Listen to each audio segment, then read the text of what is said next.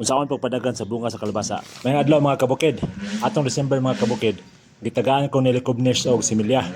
Ligon siguro kay nga similya mga kabukid, kay makita man to sa brand. Pagka January 20 mga kabukid, nagkalot og laom nga bangag. Ako na yung gihulugan og abono nga protein mga kabukid.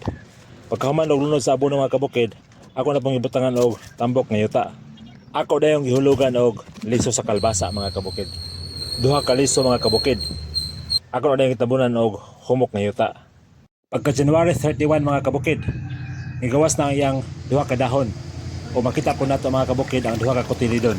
Karon mga kabukid, akong testingan ang concoction nga gihatag sa kuan ni Grande Raloto. Usa kini ka liquid fertilizer mga kabukid, pinaagi sa fermentation.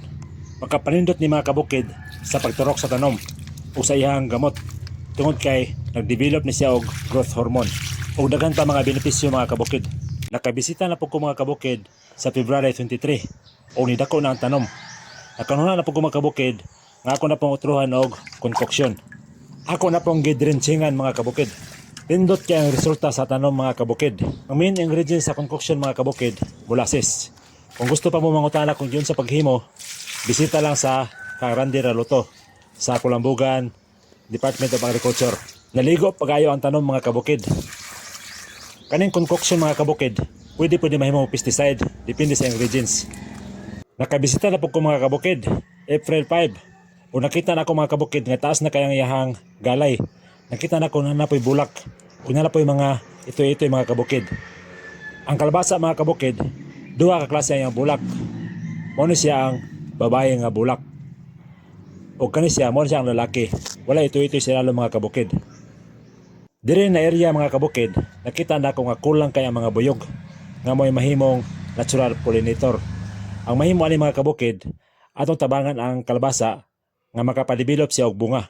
Kung kaning buyog mga kabukid, gikan diri sa lalaki nga bulak madto sa babae, okay na unta, ma-develop na ang bunga sa kalabasa. Pero kung dili sa kadto dito mga kabukid, ang ovary sa kalabasa nga babae, dili ma-develop nga bunga. Kung walay buyog mga kabukid, atong gamiton ang technique nga hand pollination. Magkuha tawag cotton buds.